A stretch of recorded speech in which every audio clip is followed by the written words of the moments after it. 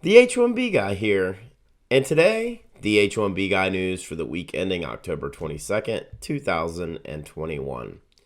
Today I'll cover Diversity Visa Lottery for 2023 opens, hiring crisis looming, and H1B lawsuit settled.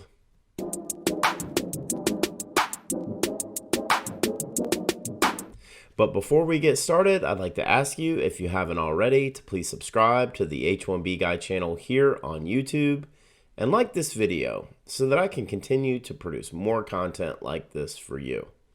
I also wanted to mention the H1B Guy offers a variety of consulting services. I help businesses and individuals solve complex work authorization issues and the recruitment process while bringing awareness to employment-based immigration benefits. If I can help you, please reach out. I'd love to hear how. And you can book an appointment directly with me via the H1BGuy.com. Today's news is brought to you by RecruiterNetworks.com, Path to Canada, and PERM-Ads.com. Now, the news. I'd like to thank everyone who took time to join me on the H1B Guy Live, October 20th, 2021, this past Wednesday. I really just love doing those live streams and greatly appreciate your participation during the Q&A portion. I cannot do it without you. Here are the news stories that interested me most this week.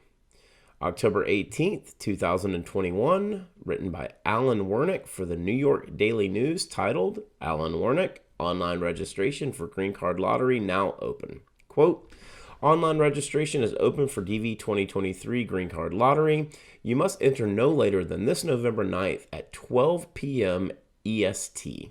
Natives of all countries qualify except Bangladesh, Brazil, Canada, China, including Hong Kong, Colombia, the Dominican Republic, El Salvador, Haiti, Honduras, India, Jamaica, Mexico, Nigeria, Pakistan, the Philippines, South Korea, the United Kingdom, except Northern Ireland, whose natives are eligible, and its dependent territories, Venezuela, and Vietnam.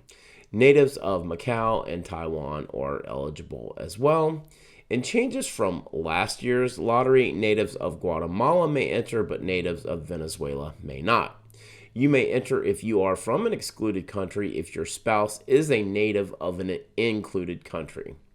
You must have at least a U.S. high school degree or its equivalent, or you must have worked during the past 5 years, at least 2 years in a job where 2 years training or experience is required. Up for grabs are 50,000 diversity visa green cards. The plight for DV winners from 2021 and 2022 continues to unfold. But with the lifting of the travel ban beginning November 8th, we are inching closer to a return to normal. The main issue still falls on the consulates and the ability of the beneficiary to obtain an appointment.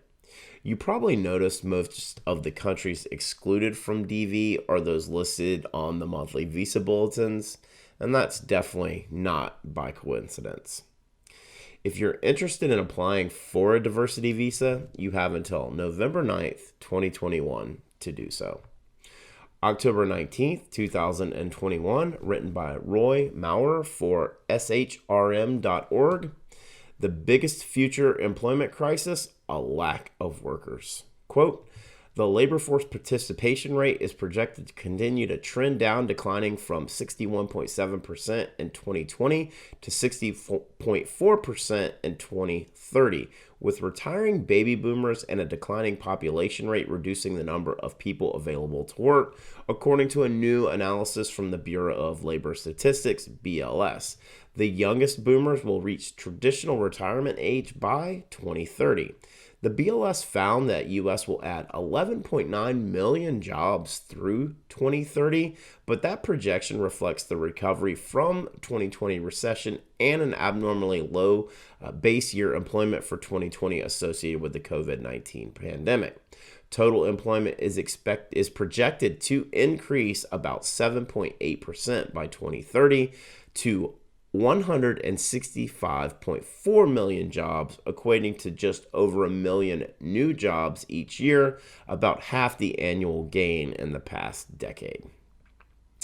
Over the next 8 years, home health and personal care aides will add the most jobs, with registered nurses second and freight stock laborers projected to be third in overall jobs added by 2030. One of the consistent themes on this platform has been that the war on human capital is here and now, and if we don't modify our current immigration laws, we will find ourselves in a much larger gap in the number of job openings versus the number of job seekers.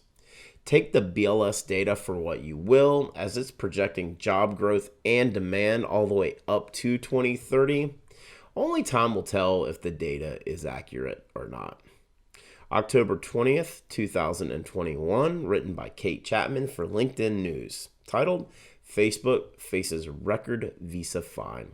Quote, Facebook will pay up to $14.25 million in fines to the federal government for discriminating against Americans when it hired more than 2,500 foreign workers with temporary H1B visas a few years ago, the largest such penalty to date. The Justice Department said that the social media giant had not recruited qualified Americans. The red flag came when Facebook applied for permission to hire a foreign worker as an art director, a position normally requiring a bachelor's degree and 2 years of experience. The company also submitted to an audit of its visa applications for up to 3 years. I've been following this lawsuit for the better part of a year now, and a $14.25 million fine for discrimination against American workers from one of the largest tech giants is going to create a significant ripple in tech hiring. My thoughts are this: there is no place for fraudulent activity when it comes to hiring H1B visa holders, especially when it comes to discrimination against American workers. The fact that Facebook wanted to settle and clear this out before the end of the year says a lot about their negligence.